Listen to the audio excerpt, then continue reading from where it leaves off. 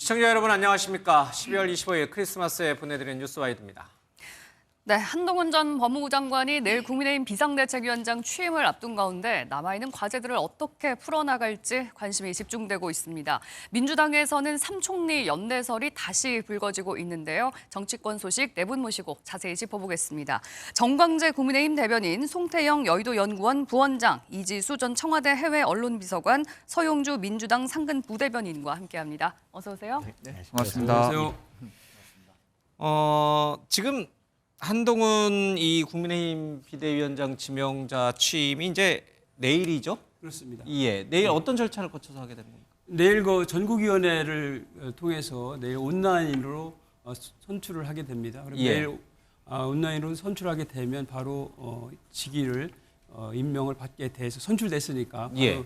직무를 수행하게 되는데 그렇게 되다면 바로 이제 구성되는 비대위원들이 어떤 분이 될 것인가 관심이 거기에 집중되겠죠. 네. 그러니까 비대위원들 없이 이제 비대위원장만 이제 먼저 공식적으로 그렇습니다. 취임을 네. 하는 거고. 그렇습니다. 그러면 정광재 대변인, 네. 비대위원 인선은 언제 하는 겁니까? 비대위원 인선은 지난번에 윤재옥 원내대표 겸 당대표 권한대행이 가능한 연말에 비대위원회 구성을 마치겠다라는 청사진을 발표했는데 내일 이제 비대위원장으로 한동훈 전 법무장관이 들어서게 되면 예. 어떤 분들로 인적 구성을 하게 될 것인지를 하루 이틀 더 고민할 것이라는 생각을 갖고 있습니다. 네. 내일 바로 비대위원장 취임과 동시에 비대위원 발표하는 게 아니고 하루 이틀 더 고민하고. 그러긴 좀 물리적으로 쉽지 않을 것 같고요. 예. 지금 얘기되는 것은 이른바 중수청이라고 하죠. 중도층, 수도권, 청년층. 예. 이 세 부류, 우리 국민의힘이 비교적 취약한 지지계층이라고 할 수 있는 유권자들을 공략할 수 있는 사람들로 구성을 해보겠다라는 전반적인 인식은 갖고 있는 것 같아요. 예. 근데 뭐 원내에 있는 사람을 몇 명을 넣을지, 원내에 있는 사람을 전면에 다 포진시킬지 이런 것들에 대한 예. 얘기는 뭐 저희가 지금으로서는 예측할 수밖에 없는 상황인데요. 네. 아무래도 이 정책위 의장하고 원내대표는 당연직 비대위원이 되게 되거든요. 예. 이 두 분은 원내에 계신 분들이니까 주로는 아마 원내에서 혁신적인 개혁 활동을 했던 분들을 중심으로 구성해서 우리 당의 외연을 높이는 쪽으로 비대위원이 구성될 것이다. 이렇게 예측하고 그러면 있습니다. 내일 한동훈 비대위원장이 취임을 하고 그 모레쯤 28일쯤에는 이제 야당이 주도하는 이른바 쌍특검 김건희 여사 이제 주가 조작 의혹을 포함한 쌍특검 처리가 되고 그 다음 날쯤 이제 비대위원까지 다 인선이 이루어져서 이제 공식적인 활동은 한 29일쯤 모레쯤 될 것 같네요. 그렇습니다. 네. 예. 자, 이렇게 정치권의 시계가 좀 급박하게 움직이고 있는 것 같습니다. 한동훈 비대위원장, 비대위 체제가 제대로 이 난국을 돌파할 수 있을 것인가? 당 안팎에 여러 시선들이 존재합니다. 한동훈 비대위원장 지명자는 어떤 생각을 갖고 있는지 과거의 발언들을 한번 들어보시죠. 국민의 상식과 국민의 생각이라는 나침반을 가지고 앞장서려고 합니다. 다양한 목소리를 잘 듣고 그렇지만 거기에 따라서 같은 결과적으로 하나의 목소리를 내면서 이겨야 할 때 이기는 정당으로 이끌어가겠습니다. 9회 말 투아웃에 투 스트라이크이면 원하는 공 들어오지 않아도 스트라이크인지 볼인지 애매해도 후회 없이 휘둘러야 한다고 생각합니다. 네, 아마 비대위원 인선이 한동훈 비대위원장 후에 아마 첫 시험대가 될 수도 있을 것 같은데 네. 아까 여러 가지 키워드를 제시해 주셨습니다. 중도층, 수도권, 그리고 청년. 지금 어떤 사람들이 하마평에 오르고 있습니까? 지금 하마평에 오르는 사람들에 대해서는 뭐 되게 인사 같은 경우는 네. 되게 발표되기 전까지는 되게 베일에 쌓이게 되죠. 예. 뭐 네. 당사자들도 되게는 이제 부인하고 하기 때문에 네. 사실 그 실체를 미리 알기는 좀 어려운 것 같습니다. 대체로 지금 좀 70년대, 80년대, 90년대 연령층이 중심이 되고 또 네. 여성이 조금 중요시되고 또 거기에 경륜이 있는 중진들이 뭐 보완하는 이런 얘기를 하는데 네. 저는 개인적으로 있습니다. 저는 개인적으는 국민들은 뭐 정치권의 교통정리적 성격을 가지는 이제 정치 개혁이나 이런 정치적 요인에 영향을 받는 건 맞지만 네. 더 많이 영향을 받는 것은 경제 사회적 요인에 의해서 더 영향을 받지 않나 이렇게 생각이 됩니다. 네. 그래서 예. 지난번에 한동훈 지금 비대위원장 예정자 이분도 제가 미국 선거에서 경제적인 것에 화두가 돼가지고 캐치플레이즈가 됐던 클린턴 대통령 후보자의 이츠 이코노미 스투피드 이렇게 문제는 경제다는 얘기했지 않습니까? 네. 그래서 그 경제와 관련된 민생과 관련된 전문가가 여기에 포함되면 좋겠다 하는 생각을 갖게 됩니다. 왜냐하면 지난번에 박근혜 그 비대위가 성공을 했다 하는 얘기를 하는데 제가 예. 당시의 경험으로는 그 중심에는 김종인 박사가 있었습니다. 예. 김종인 박사는 당시에 경제 민주화라는 어떤 정책 방향에 대해서 어떤 선도자적인 약간 네. 좌파적인 그런 개혁적인 그런 마인드를 가지고 있었기 때문에 네. 보수 세력의 상당한 그 이념적인 정책 방향을 제시했기 때문에 보완 효과가 있었기 때문에 결과적으로 총선을 승리하고 대선까지 승리를 할 수 있는 그런 바탕이 있다 이렇게 생각됩니다. 그래서 저는 이번 그 비대위가 네. 민생과 경제 관련된 아젠다나 화두를 만들어주면 좋겠다. 네. 그래서 지난번에 인용한 그 혁신위에서 좀 아쉬웠던 부분은 그런 그 민생과 경제에 관한 아젠다나 화두를 제시하지 못하는 것은 좀 아쉬웠다 이렇게 네. 생각되는데 그런- 이번에 좀 그런 부분들이 반영되면 네. 국민들한테 새로운 시각 그리고 한동훈 비대위에 대한 기대감이 더 커지지 않겠나 저는 예. 이렇게 기대를 해봅니다. 몇 분들이 하마평에 오르고는 있습니다만 이분들 중에는 좀 난색을 표하는 분들도 계시거든요. 이거는 왜 그런 건가요? 그분들이 너무 겸손해서 그런 글쎄요, 건가요? 아니면 이제 지금 한동훈 비대위랑은 같이 하기 힘들다. 여러 이런 가지 뜻일까요? 아마 요인들이 작용을 하고 있지 않을까라는 생각을 합니다. 사실은 지금 비대위라고 하는 것이 많은 국민들의 관심을 받고 있고 집중을 받고 있다 보니까 네. 사실은 과거 혁신위 때도 마찬가지입니다만은 누가 들어오느냐에 따라서 처음에는 검증되지 않았던 어떤 새로운 내용들이 밝혀지면서 전체 비대위라든지 예. 혁신위에 영향을 준 적도 있기 때문에 네. 그런 부분들에 대한 우려들도 분명히 있을 거고요. 또 지금 뭐 너무나 많은 기대 수준이 높아 있는 상황에서 과연 자기가 그런 역할들을 할 수 있을까 이런 데는 뭐 의구심도 있을 거고요. 근데 제가 드리고 싶은 말씀은 지금 이제 뭐 한동훈 비대위원장이 되겠죠. 내일부터는 이제 비대위원장이 출범한 거에 대한 많은 우려도 있는 것이 사실입니다. 예. 이것이 용산의 아바타가 있냐, 윤석열 대통령의 아바타가 있냐. 제일 인선을 통해서 제일 먼저 보여줘야 할 메시지, 국민들에게 내세워야 할 메시지는 그렇지 않다. 난 결코 아바타가 아니다. 라는 모습의 인적 구성을 해야 되는데 네. 과연 그런 어떤 인선이 가능할지 이런 부분들은 좀 두고 봐야 될 거라고 생각합니다. 네. 지금 앞서 뭐 언론에 여러 번 거론이 됐습니다만은 지금 이 김예지 비례 이제 최고위원 같은 경우는 뭐 아직 연락을 받지 못했다 이런 얘기도 좀 네. 하고 있고요. 네. 또 뭐 김미애 의원 같은 경우는 이제 워킹맘으로 좀 유명하긴 합니다만은 글쎄 이게 자신도 이제 본인 선거 준비를 해야 되는데 비대위원 활동을 하면 아무래도 이제 본인 선거에 차질이 빚어지니까 조금 부정적인 얘기도 좀 있는 것 같고. 정광재 대변인이 이제 앞서 이제 큰 키워드 비대위원들의 선발하는 큰 어떤 기준이 이제 중수청이라고 그랬잖아요. 네. 이제 수도권 중도의 청년들 중심이라고 하는데 그 얘기는 거꾸로 얘기하면 친윤, TK, 검사 출신은 뺀다 이 얘기예요? 네, 맞습니다. 그렇게 보시면 될 것 같고요. 예. 저는 지금 당장 현업에서 막 이렇게 지역을 다지는 국회의원 예비 후보라든가 출마를 계획하고 있는 사람들이 비대위원회에 들어와서 활동하기 좀 어려울 거라는 생각이 들어요. 정광재 대변인도 그럼 못 들어가겠네요. 저는 그래서 지명이 뭐 돼도. 예를 들어서 비대위원으로 지명이 된다고 하더라도 예. 네. 글쎄 뭐 지역 활동을 다 버리고 비대위로 선뜻 들어갈 수 있을까에 대해서는 뭐 여러 고민을 해봐야겠죠. 아직 저는 뭐 제안을 받은 건 없습니다. 예. 근데 저는 이런 생각해 봅니다. 그래서 기왕 비대위를 이제 구성한다면 아까 뭐 경제 전문가 이런 말씀도 하셨잖아요. 네. 그동안 정치와는 조금 거리가 있었던 분들을 많이 비대위로 데리고 와서 혁신위가 주장했었던 요구했었던 정치 혁신 방안들을 강력하게 의사 표명할 수 있는 사람들로 구성됐으면 좋겠다는 생각이 들고요. 예. 네. 또 하나는 만약에 원내에 계신 분들이 어떤 정치적 경륜을 비대위에 들어와서 활용한다고 하더라도 제 욕심 같아서는 불출마 선언을 한다든가 네. 비대위원을 되신 분들이, 뭐 예. 그런 식으로 자기 희생을 바탕으로 비대위에 들어와서 할 경우에 우리가 만들어내는 또 한동훈 비대위원장이 구축해가는 비대위가 훨씬 더 진정성 있고 유권자들에게 예. 강력한 메시지를 전달할 수 있지 않을까 예. 생각하고 있습니다. 네. 내년 총선에 생각이 있더라도 비대위원이 되면 내년 총선 불출마 선언하고 당을 위해서 헌신하는 자세를 보여야 된다. 뭐 그렇게 했으면 좋겠다는 생각을 저는 갖고 여기 있습니다. 두 분은 안 되는 거네요, 비대위원. 예. 알겠습니다. 네, 한동훈 전 장관 크리스마스 연휴에도 불구하고 연휴를 반납하고 차기 당 운영을 위한 구상에 들어갔는데요. 비대위원 구상에는 어떤 생각을 하고 있을까요? 한 전 장관의 얘기 듣고 오시겠습니다. 비상대책위원장이잖아요. 굉장히 비상적인 상황이라는 점을 의미하는 것인데요.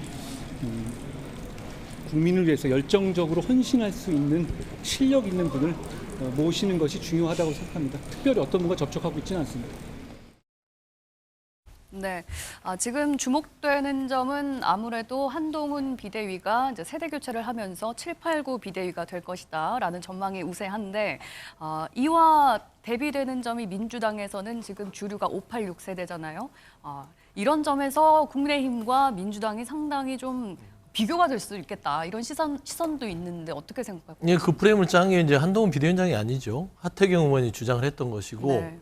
한동훈 비대위원장이 그걸 받아들일지는 아무도 모르는 것이죠. 그러니까 7, 8, 9로 해라라고 하태경 의원이 요구는 했지만 지금 한동훈 비대위원장이 고심을 하는 것이 네. 기계적으로 7, 8, 9를 맞추는 게 맞느냐. 그러니까 앞서도 얘기했지만 한동훈 비대위원장의 숙제는 윤석열 대통령과의 고리를 끊는 인선이 돼야 된다는 것이에요. 근데 이제 대부분은 한동훈 전 장관은 70년대생이기 때문에 그 밑으로 이제 꾸려지지 않겠느냐. 뭐 이런 예전에 얘기들이 이준석 전 많이 있어요. 대표가 70년도부터 더 낮았잖아요. 네. 근데 그 밑에는 뭐 더할 나위 없이 중진들로 꾸려지지 않았습니까? 네. 예, 그런 의미에서는 그런 기계적으로 맞출 부분은 아니고요. 네. 그러니까 민주당의 부담이 되겠다. 그건 분명히 있는 것 같아요. 그러니까 국민의힘이 어떻게든 간에 비상 상황에서 한동훈 장관이 73년생인데 당대표가 된 거 아닙니까? 네. 그런 의미에서 혁신이가 조금 더 7, 8으로 갈 수도 있겠다 했을 때는 민주당 왜 가만히 있지? 라는 지적은 받을 수 있고 예. 그런 의미에서 쇄신과 혁신의 기폭제가 될 수는 있다. 어떤 뭐 전략 같은 거 갖고 계신 게 일단 뭐 당 있으신가요? 지도부가 고민은 할 거는 같아요. 예. 그리고 지금 혁신의 시계가 좀 늦었다라는 당내의 의견도 있기 때문에 그 부분은 이제 민주당에서 해야 될 숙제인 것이고요. 네. 예. 지금은 무엇보다도 집권 여당인 한동훈 비대위원장이 어떤 비대위를 구성하느냐라는 것인데 저는 한동훈 비대위원장이 했던 일성들 중에 보면은 여전히 아직도 윤석열 대통령의 그늘에서 벗어나지 못합니다. 그러니까 예를 들면 비상 상황이라고 함에도 불구하고 국민의 상식과 생각이 나침반이라고 얘기를 함에도 불구하고 여전히 김건희 여사에 대한 특검법이라든지 여러 가지 이제 그 인적 구성에 있어서는 뭔가 명확한 그 해답을 못 내놓고 있어요. 네. 그래서 이쯤 되면은 26일이고 27, 28이면 어느 정도 물밑에서 어느 정도 자기의 이견을 얘기해야 되지만 제 생각에는 아직도 용산하고 물밑 작업을 끝내지 못한 좀 그런 느낌을 좀 지울 수 없어서요. 네. 아직은 좀 지켜봐야 되지만 크게 변하지는 않을 것이다. 저는 네. 좀 개인적으로 그렇게 생각하고 있습니다. 이제 특검 얘기는 뭐 좀 이따 조금 더 자세할 텐데 그 이지수 우리 비서관님, 그 지금 앞서 이제 국민의힘 우리 정광재 대변인도 얘기했습니다만은 그럼에도 불구하고 여러 이제 민주당에서는 네네. 폄하하는 그런 얘기들이 나오긴 합니다만은 국민의힘 지지층이라든지 아니면 보수 지지층 사이에서는 이번에 한동훈 비대위가 윤석열 대통령과 일정한 거리두기를 할 것이다. 네네. 물론 이제 그렇다고 해가지고 아주 척지는 게 아니라 네네네. 같이 호흡할 건 호흡하고 또 할 말은 하고 이런 식으로 갈 거라고 하면서 이번 비대위를 아까 이제 얘기했잖아요. 중도 수도권 청년 중심으로 꾸리면서 친윤이라든지 TK라든지 검사 출신이라든지 이런 사람들 좀 배제할 거라고 하는데 그 부분을 한동훈 비대위원장이 좀 관철하게 되면 그러니까 뭐 누구보다도 본인이 가장 잘 예. 알고 있을 겁니다. 지금 자기에게 주어진 미션이 뭐라는 거. 그러니까 아까 말씀하셨듯이 윤석열 대통령과의 거리 내지는 약간의 경우에 따라서는 각을 지는 정도까지 나갈 수 있느냐 이런 예. 부분에 대한 기대가 있을 것이고 분명히 국민의힘을 지지하시는 분들도 그런 것들을 원하기 때문에 한동훈 장관이 이제 비대위원장이 되는 거 아니겠습니까? 근데 과연 그거를 실행할 수 있는지는 또 다른 문제입니다. 예전에 뭐 지금 6.29 선언과 같은 것도 가능하다 이런 지금 설들도 지금 파다한데요. 네. 과거를 보시면 아시겠습니다만 전두환 씨와 노태우 씨가 사실은 간극이 벌어진 게 6.29 선언 때였습니다. 서로 같이 12.12라고 하는 군사혁명을 같이 했던 동지였지만 정치적 이해관계가 갈림으로써 6.29 예. 선언을 하게 됐고 그로 인해 가지고 전두환 씨와 노태우 씨는 정말로 그러니까 돌아올 수 없는 강을 건넜다. 이것이 역사적 사실이라고 했었을 때 네. 과연 한동훈 비대위원장이 윤석열 대통령과 그렇게까지 갈 수 있을까? 그 부분은 저는 뭐 상당히 회의적으로 보고 있고요. 예.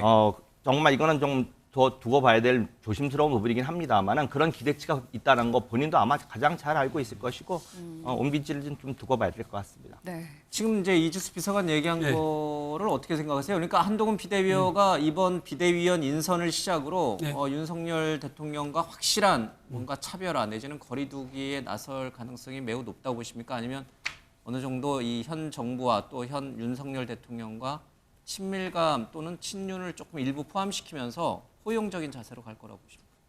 뭐 대통령과 그 비대위원장의 관계를 거리두기라기보다는 사실은 역할 분담이라고 생각을 합니다. 그래서 대체로 그 선거 때가 되면 소위 말해서 범여권의 상황실, 다시 말하면 컨트롤 타워가 어디에 있느냐의 문제라고 생각을 합니다. 대체로 평소에는 대개 대통령실이나 이쪽에 거기에 힘이 실려서 그렇게 컨트롤 타워 역할을 하지만 선거 때가 되면은 대체로 당에서 예. 컨트롤 타워 역할을 합니다. 네. 그래서 그 중심에는 바로 당 대표나 지금 말하는 비대위원장이 예. 있는 것 아니겠습니까? 그래서 이를 자연스럽게 선거의 승리를 위해서 하다 보면 자연스럽게 컨트롤 타워 역할을 당에서 하고 그 역할을 한동훈 비대위원장이 하기 때문에 네. 그런 것은 우려할 필요가 없다 이렇게 생각이 되고요. 이러한 관계 관련돼서는 기본적으로 전제가 신뢰가 대단히 중요한데 이미 신뢰가 쌓여있기 때문에 훨씬 더 역할 분담하면서도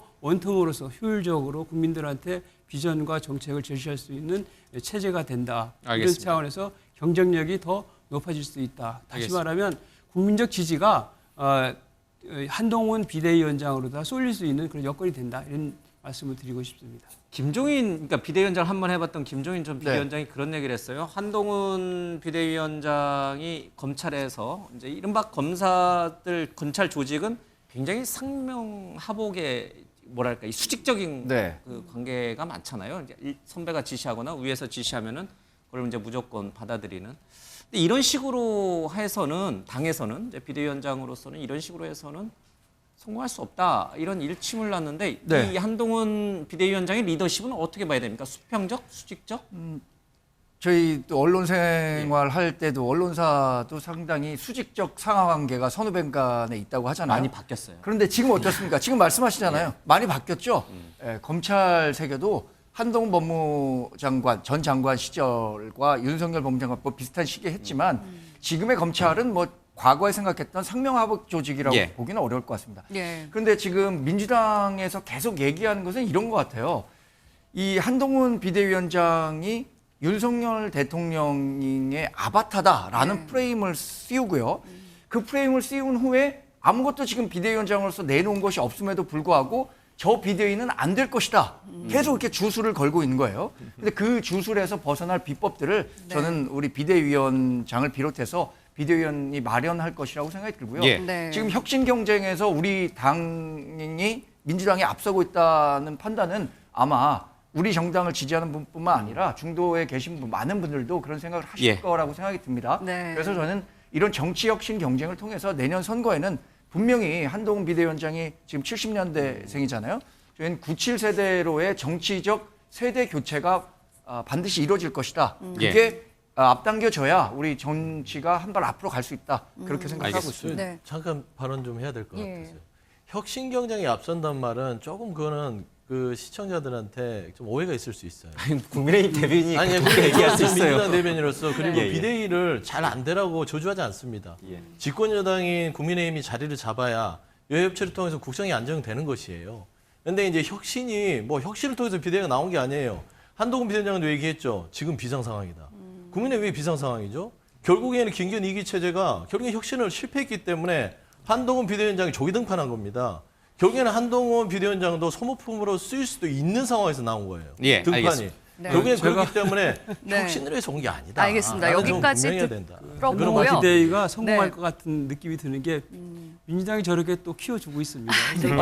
아니 키우든 어쩌든 간에 저는 네. 김기현 또 도식이 있어가지고. 네. 윤석열 대통령과의 고리를 끊을 수 있느냐 네. 그 숙제가 가장 알겠습니다. 중요하다고 저희가 저는 지금 뭐 양쪽의 얘기가 다 맞아요. 예, 뭐 한동훈 저는 비대위에 아니, 대해서 그러니까 보는 그 시각이 고리를 확연히 끊어보세요. 다르니까. 예. 네. 그 숙제를 정확히 알고 있기 때문에 네. 우리가 문제가 뭔지 알면요. 정답을 파악하기가 쉽습니다. 그러니까요. 그 정답을 찾아가고 있습니다. 예, 지금 저희가 한동훈 비대위호가 이제 앞으로 당정 관계를 어떻게 꾸려갈 것인가에 대해서 좀 얘기를 해봤는데 아마 그거에 대한 첫 번째 또 시험대는 바로 김건희 특검법에 대해서 어떻게 해결할 것인가 이 부분이 아닐까 싶습니다. 관련해서 정치권에서 나오는 얘기 먼저 듣고 오시겠습니다.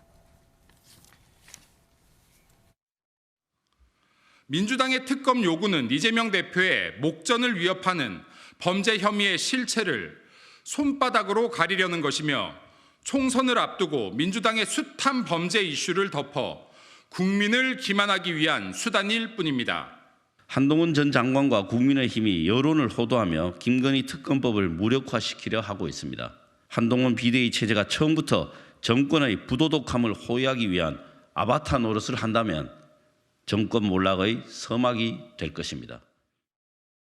네, 이 김건희 특검법에 대해서 민주당은 오는 28일에 지금 밀어붙일 계획을 하고 있고요. 대통령실에서는 총선을 겨냥한 흠집내기 법안이다라면서 거부권까지 시사를 하고 있습니다.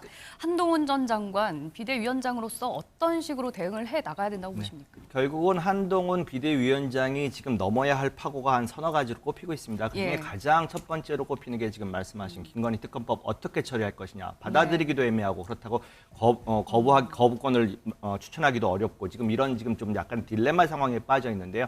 아까 드린 말씀이 우리가 민주당이 그걸 주술을 건다 이런 개념이 아니라 결국은 김기현 대표 체제에서 지지율이 하락하고 비상 상황에 했었을 때의 그 많은 흐름이 그런 거 아니겠습니까? 윤석열 대통령의 너무나 아바타 같은 당 운영 이런 것들이 불만이 쌓였고 그거에 대한 돌파구로서 지금 한동훈 비대위원장이 이제 등판을 하게 되는 건데 결국은 이 김건희 특검 제가 볼 때는 지금 총선용으로 준비한 게 아니냐라고 하지만 지금 국회 일정이 쭉 여기까지 오는 과정 중에서 민주당이 김건희 특검을 요구했던 것이 벌써 상당한 기간이 됐습니다. 다만 국회 일정이 계속되면서 여당에서 그것을 지체했고 하필이면 지금 총선에 임박한 이 상황에서 지금 밀어붙일 수밖에 없는 그런 상황이었다는 것을 다시 한번 말씀드리고요.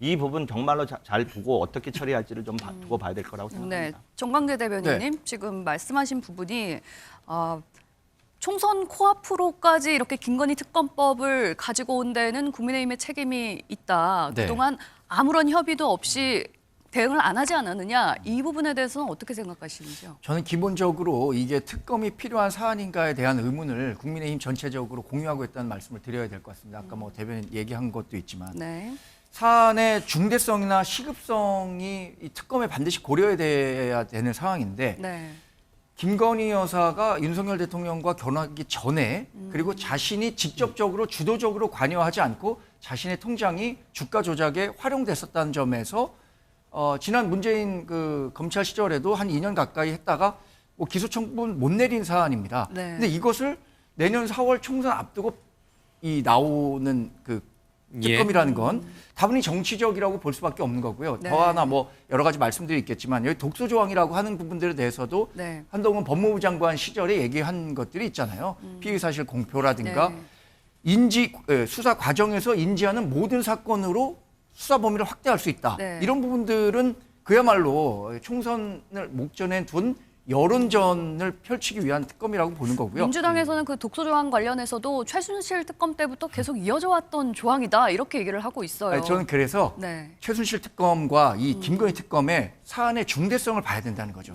최순실 특검은요. 박근혜 대통령의 임기 시절에 이루어진 사안입니다. 그리고 국정농단 전반에 관한 사안이고 이것은 윤석열 대통령이 결혼하기 전에 있었던 이 일부 통장이 활용됐었다는 것에 대한 건데 이걸 특검을 한다는 것에 대한 의문이 있는 거고 저는 또 하나 이런 말씀을 하나 드리고 싶어요.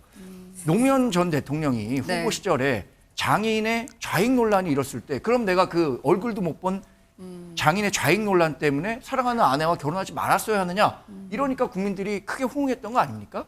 저도 이 사안이 그래서 지금 특검으로 다뤄야 될 사안이라는 거에 대해서는 상당한 의문이 있다라고 말씀을 드리는 겁니다. 그러면 28일 날 민주당은 특검 이른바 대장동 의혹과 더불어서 김건희 여사 주가 조작 의혹 특검을 처리하죠. 처리하는 걸로 알고 있습니다. 그러면 28일 날 그러니까 이제 내일 한동훈 비대위원장이 취임하고 모레 이제 특검법이 국회에서 통과가 되고 29일 날 이제 한동훈 비대위 체제, 비대위원들 인선까지 해서 비대위 체제가 출범한다. 그러면 기자들이 한동훈 비대위원장에게 물어볼 거 아니에요. 네. 저 어제 국회에서 통과됐던 이 특검법, 김건희 특검법에 대해서 입장이 뭡니까라고 물어보면 정광재 대변인 얘기를 들어보면 이건 말도 안 되는 얘기니까 애초부터 특검 자체 대상도 안 되고 뭐 여러 가지 절차적으로도 문제가 있으니 이거는 당연히 내가 대통령한테 거부권 행사해달라 이렇게 요청할 것이다. 이렇게 답이 나와야 되는 거잖아요. 그렇게 답을 할 거라고 보세요? 뭐 저는 그럴 가능성이 크다고 보고요. 다만 대통령의 거부권 행사를 요청할 거다. 다만 이런 부분들은 정치적 해법이 가능은 할 수 있겠죠. 비대위원장으로서. 네. 뭐 독소 조항이라고 얘기했었던 부분들에 대해서 민주당과 어떤 식의 접점을 찾을 수 있느냐. 아니면 제2요구권이 다시 돼서 이 제2요구권을 국회에서 언제 다시 제의할 건지는 시점이 정해져 있지는 않습니다. 네. 그래서 뭐 그게 일부 우리 당의 공천 탈락자들이 확정되는 순간에 제의를 요구하면 예. 3분의 1을 통과해갖고 이 특검법이 그대로 통과되는 거 아니냐라는 우려까지 있는데 저는 한동훈 비대위원장이 나와서 정치적 시험대에 오를 거라고 얘기했잖아요. 민주당 쪽에서. 그런 정치적 시험대를 한동훈 법무장관이 무난히 넘는 것이 우리 당과 한동훈 법무장관이 뭐 앞으로 나아가야 할 길이라고 할 수 있겠죠. 그냥 이 법은 말도 안 되는 법이니까 대통령이 거부권을 행사해 주십시오. 이렇게 얘기할 가능성이 높다는 건가요? 지금 아니면 해버렸습니다. 지금 민주당에게 역제안으로 수용 가능할 만한 역제안을 오히려 던질 거라고. 그러니까 첫 번째 것은 지금 상황만 놓고 보면 민주당이 절대 다수를 예, 차지하고 있기 때문에 어쩔 수 없이 지금 특검 법안으로 통과될 수밖에 없습니다. 네. 그것에 대해서는 원칙적으로는 제2요구권 행사가 불가피한 선택이 될 것이다 라고 보고 있는 거고요. 그 이후의 과정에서 정치력을 좀 발휘해 보면 어떻겠느냐라는 생각을 갖고 있는 거죠. 네. 조금만 좀 예. 부연하고 싶은 게요. 예. 좀 듣고 말씀. 예, 특검 제도라는 게 우리가 왜 갖추고 있나요? 우리나라에 사법기관이 있습니다. 검찰도 있고 조사하는 기관들이 있습니다. 근데 지금까지 국민들이 보기에도 전혀 움직이지 않았지 않습니까? 김건희 여사에 대해서는. 그러다 보니까 특검을 발동할 수밖에 없었던 거고 민주당은 여기에 대해서 지금 이제 통과를 하겠다는 입장인데 네. 2년 동안 문재인 대통령 정부 시절에 조사하지 않았느냐? 당시에 검찰총장이 누구였습니까? 그게 조사가 제대로 이루어졌겠습니까? 그리고 이게 총선력이라고 자꾸 프레임을 씌우시는데요. 특검 이야기가 나온 지는 지금 벌써 상당 기간이 됐고요. 아까도 예. 거듭 말씀드리지만 이것을 시간 끌게 한 것은 국민의힘이라는 것 사실관계가 그렇습니다. 그 부분은 좀 명쾌하게 하고 예. 싶습니다. 예. 이간섭 실장도 이 법안이 워낙에 말이 안 되는 법이기 때문에 당연히 악법이다 이제 이런 의식을 갖고 있으니 아마 국회를 통과하더라도 용산 대통령실에서는 이제 대통령이 거부권 행사하는 쪽으로 갈 가능성이 높습니다. 다만 앞서도 여러 번 질문을 드렸습니다만은 한동훈 비대위원장은 또 용산하고는 또 달라요, 그렇죠? 자, 이 정치 무대에 처음 등장한 한동훈 비대위원장이 대통령의 거부권 행사를 해달라 이렇게 요청할 경우 민주당이 흔히 씌웠다라고 주장하는 이른바 한동훈 아바타 윤석열 또는 아바타. 용산 윤석열 아바타 또는 용산 출장소 이런 식의 이 프레임이 혹시 더 먹혀 들어가는 거 아닌가요? 그렇게 되면? 지금 그런 뭐 우려를 지금 계속해서 야당에서 저게 확대 재생산을 해서 예. 소위 말해서 지금 사실 거부권은 사실 법률 용어가 아니고 정치적 용어인데 네. 실질적으로 거부권이 행사한다 하더라도 실효성이 있는 건 아니죠. 그러니까 제2요구권이라는 게 맞는 것 공식 같고요. 맞- 네, 예, 그게 용어는. 맞는. 왜냐하면 예, 의회 용어는. 확정적으로 다 거부권을 행사할 수 있는 게 아니고 제2요구에서 3분의 2 이상의 의결을 대면 자동으로 다 발효하기 때문에 그 용어는 적절치 않다는 생각이고요. 네. 한동훈 비대위원장은 그렇습니다. 제가 보기에는 윤석열 대통령이나 용산을 생각하지 않고 당의 입장에서만 생각한다면 결론은 간단하게 내릴 수 있다고 생각합니다. 지금 그 국민의힘의 입장에서는 이것은 그 특검의 대상이 되지 않는다. 다시 예. 말하면 특검이라는 것은 국회에서 권력 행사하는 것인데 그 대상은 권력형 비리에 대해서 실체적 규명을 규명하고 그리고 처벌하는 데 목적이 있는 것입니다. 다시 말해서 이것은 김건희 여사가 대통령하고 결혼하기 전에 2009년에서 2012년도에 사인으로서 예. 경제 활동을 했던 부분입니다. 이 부분을 가지고 권력형 비리 수사를 하게 하는 예. 특검이 하는 거 적당치 않다는 것이고 네. 그래서 그 관련돼 가지고 국민의힘은 특검의 대상이 아니라고 주장해왔고 그 부분에서 붙이지 않았습니다. 네. 그래서 대통령의 제의 요구권을 상정했던 상황이고 또 하나는 내년 총선 승리가 진짜 뭐 절체절명의 그런 어떤 그 위기의식을 가지고 예. 멸제하는 거 아니겠습니까? 국민의힘 입장에서는 윤석열 정부의 성공을 위해서. 그런데 내년도에 이 기간에 특검이 활동하게 되면 국민의힘이 집권당으로서 정책이나 비전을 가지고서 국민들한테 설득하고 투표 활동을 해야 되는데 이 특검과 관련된 활동이 선거를 방해하게 돼서 민의가 왜곡된다고 그러면 안 되는 거 아니겠습니까? 예. 당연히 국민의힘의 입장에서는 비대위원장 입장에서는 당연히 이것은 그 총선 이후로 미루든지 아예 어떤 제2요구권을 행사해가지고 파기시키는 것이 예. 맞다 전략적으로 그렇게 판단이 됩니다. 예, 바로, 만약에- 바로 그 대목인데 네. 예, 제가 발언권을 좀 아니, 잠시만 한 번 좀 더 묻고 네. 좀 가겠습니다. 바로 그 대목인데 네. 그래서 한동훈 비대위원장이 민주당에 제안하는 역제안 내용 가운데 방금 말씀하신 네. 그 얘기가 하나 있어요. 총선 이후에 이게 너무 총선용인 정략적으로 그렇습니다. 총선용으로 민주당이 밀어붙인 거니 이거 총선 이후로 하면 우리가 이 김건희 특검을 받을 수 있다.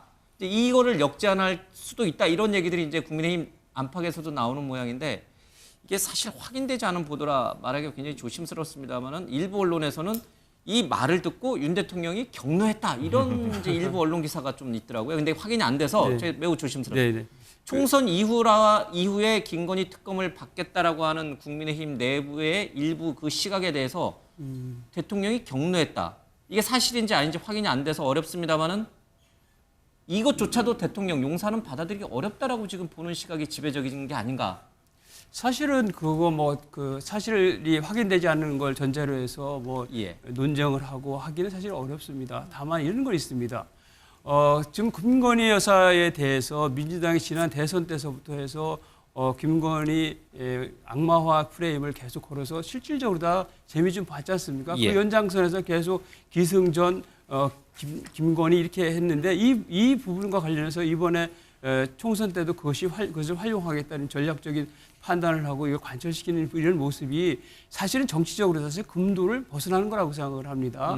왜냐하면은 대통령이라 이 선거에서 이게 그 결과가 나왔으면 그거에서 승복하고 존중해줘야 될 부분이 있다고 생각을 합니다. 그런데 대통령에 대해서 어떤 뭐 아킬레스건이랄까 아니면 어떤 위크 포인트랄까 이렇게 잡아가지고 계속 공격하는 이런 자세는 네. 맞지 않고 더군다나 이재명 대표까지 나서서 이 특검 얘기를 하는 것은 정말 맞지 않다. 정치도 이상. 그러니까 총선 이후에 네. 특검을 그러면 제안하면 수용할 수 있다. 이것도 이제 카드가 안 된다는 그렇기 때문에 얘기예요. 그러면? 사실 카드가 낸다 하더라도 지금 정치적 의도가 뻔하기 때문에 예. 아마도 받아들이기가 어려울 상황이다. 그러니까 그 이렇게 제안을 생각합니다. 그렇죠. 이제 예. 한동훈 비대위원장이 예. 민주당이 안 한다 이런 뜻, 안 하는 쪽으로 가야 된다. 안 이런 한 얘기. 쪽으로 제안을 한다 하더라도 민주당이 받아들이지 않을 것이 분명하기 때문에 그러니까 제안 자체를 안 하는 거죠. 제안을 상대가 받을 것이 확실하면 협상을 총선은 해보겠지만 특검, 김건희 특검은 한동훈 비대위원장이 제안할 수 있다. 이 얘기를 계속 하시는 건가요? 그 부분에 대해서는 제가 뭐 이렇게 말씀을 드릴 수는 없지만은 예. 대체로 그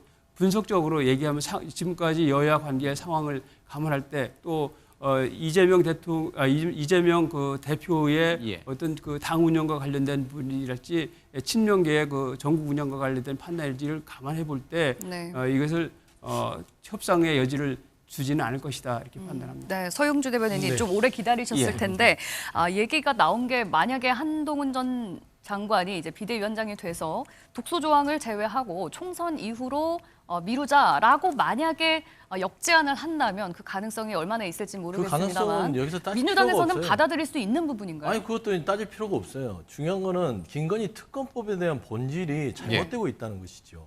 그러니까 주가 조작법은 엄벌해야 된다는 건 윤석열 대통령의 일성이었습니다. 네. 그건 대통령의 약속이에요. 그런데 주가 조작범에 속하는 범인이, 그러니까 범인으로 제기되는 의혹이 김건희 여사라면 대통령 배우자가 의혹이 있다면 그건 더더욱 본인한테 더 말하자면 조금 더 가혹해야 되지 않겠습니까? 그게 대통령 임기 이전에 일어난 일이기 때문에 사안의 중대성 그러니까 말씀들을 다 측면에서 잘못하고 크지 궁색하게 않다라는 얘기하시는 거예요. 09년부터 입장이거든요, 12년까지가 지금 검찰이 기소해서 넘겼는데 재판 과정에서 1단계부터 5단계까지 했을 때 5단계가 2012년부터 2013년까지 네. 결혼 이후의 부분이 범죄 일람표에 들어가 있습니다. 네. 그러니까 이런 부분들이 논박이 있으니까 특검이 필요하다는 것이에요. 네. 그러니까 여기서 우리가 논박할 필요가 전혀 없어요. 그럼 민주당에서는 전혀 받아들일 수 있는 여지가 하나도 아니 없는 예를 건가요? 들면 독소조항 자체도 뭐 예를 들면은 그 대통령이 속한 교섭단체를 제외한다. 네. 예. 이거는 최순실 특검에서도 했었고 예전에 드루킹 특검에서도 했었고 고 이해람 중사 특검에서 다 했던 거예요. 네. 예. 그동안 했던 거를 왜 특별하게 김건희 여사라고 그게 독소조항이 돼야 되죠? 두 번째,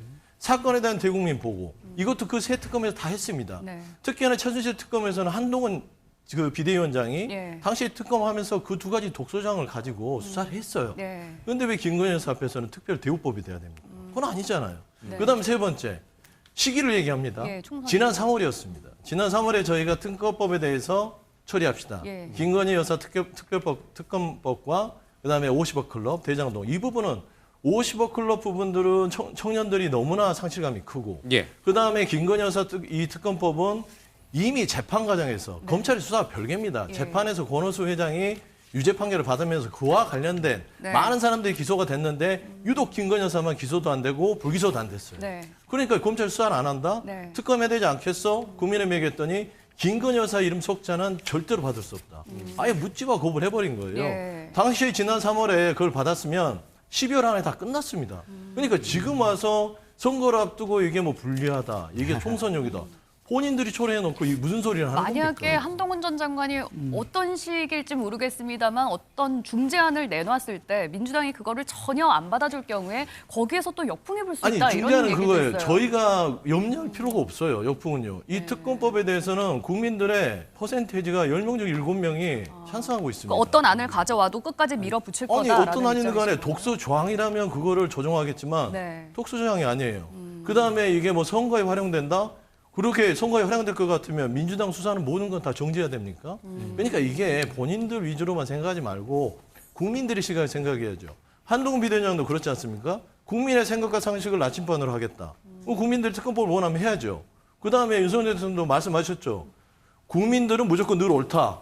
했는데 국민들이 옳다고 지금 70%가 하자고 하는데 네. 왜 안 하죠? 예. 김건희 여사라서 안 하나요? 예. 그런 지금 부분에 사실 대해서 확실하게 정광대 그- 대변인님 사실 먼저 발언 기회 드리겠습니다. 지금 특검법 하자 그러면 네. 여론조사하는데 특검법 하자고 하면 우리가 과거 특검을 통해서 최순실 국정농단 사건이나 여러 가지 사건들이 규명이 됐어요. 예. 그래서 특검법을 하자는 용어 자체만 놓고 보면 많은 분들이 찬성을 할 겁니다.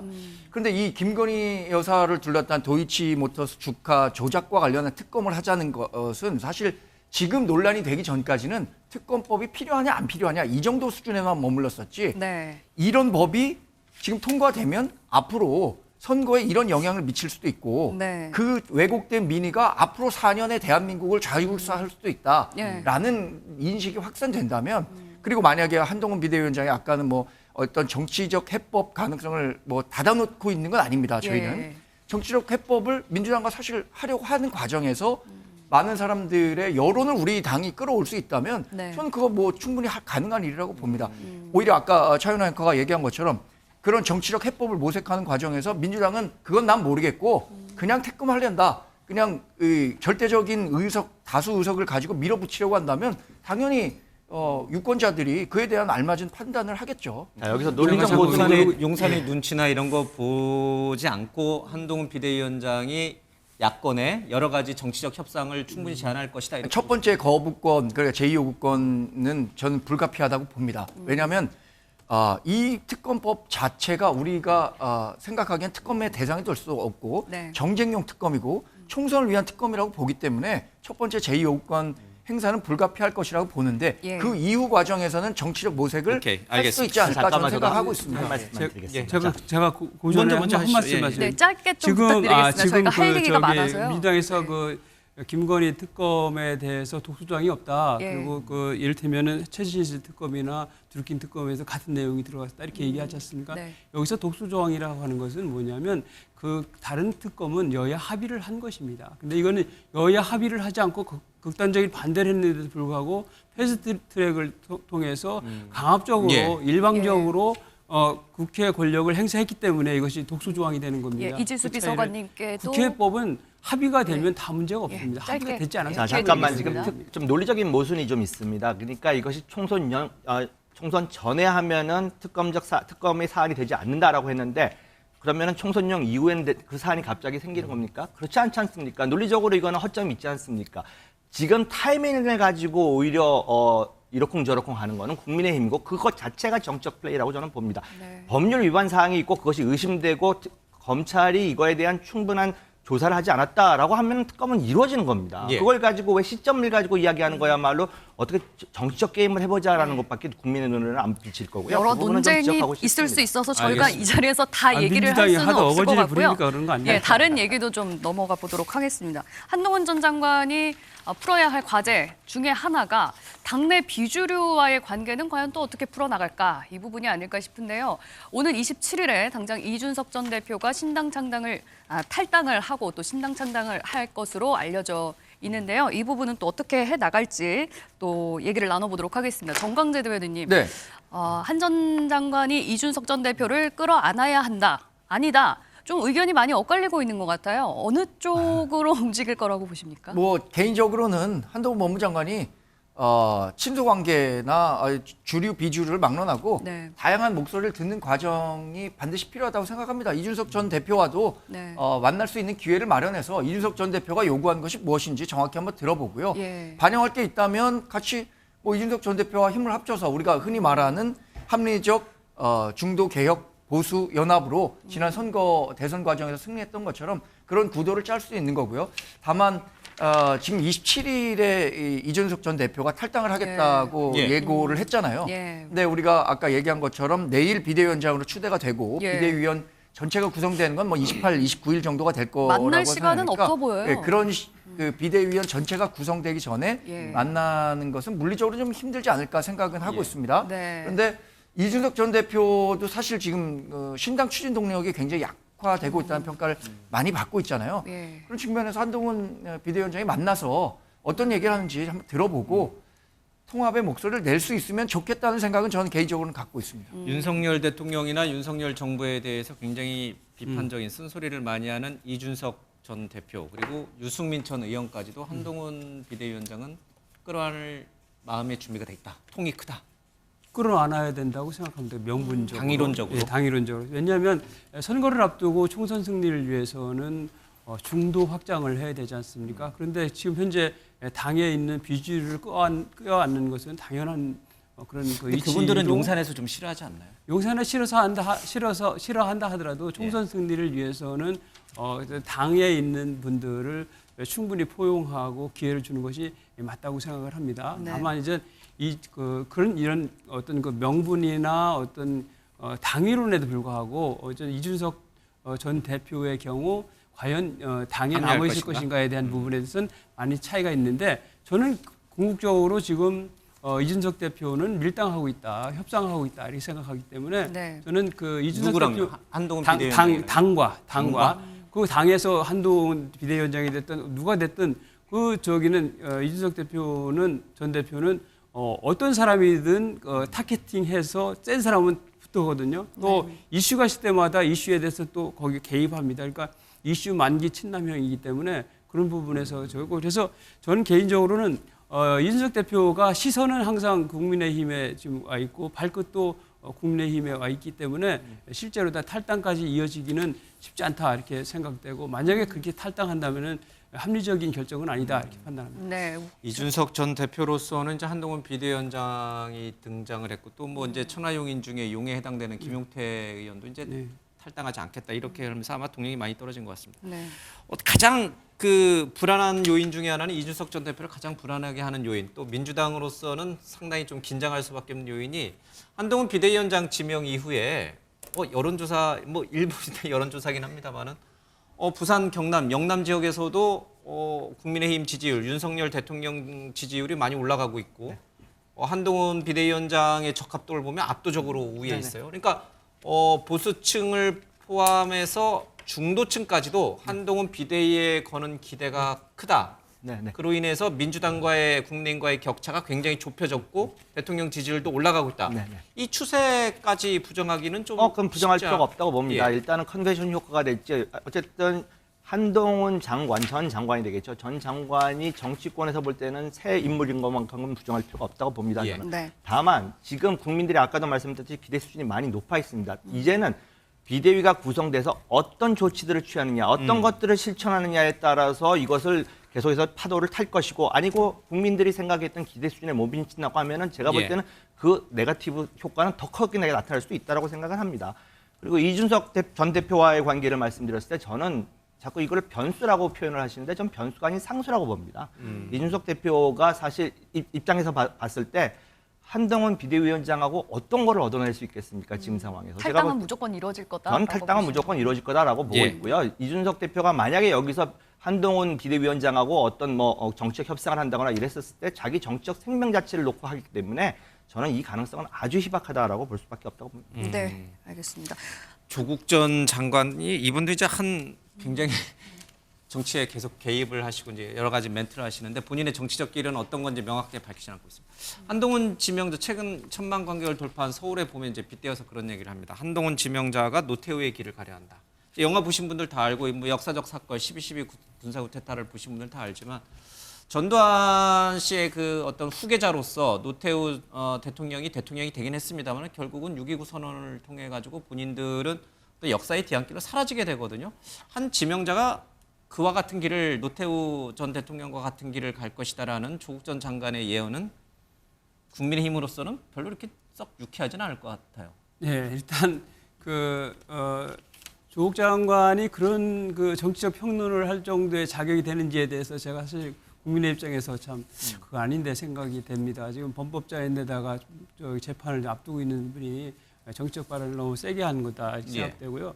예, 프레임을 전두환 대통령하고 노태우 대통령하고 프레임을 자꾸 씌워서 부정적인 이미지를 좀 더 씌우려고 하는 그런 정략이 여기에 이제 개입되어 있다 생각되고요. 네. 다만 또 하나 좀 다를 것은 우리 보수 정권에서 김영삼 정권에서 단죄를 했습니다. 그래서 역사적으로 그 단죄를 했고 하나회나 이런 거 다 해서 단죄를 해서 역사를 제대로 다시 복원했다는 민주적인 정권 정치 체제를 복원했다는 이런 말씀을 좀 드리고 싶고요.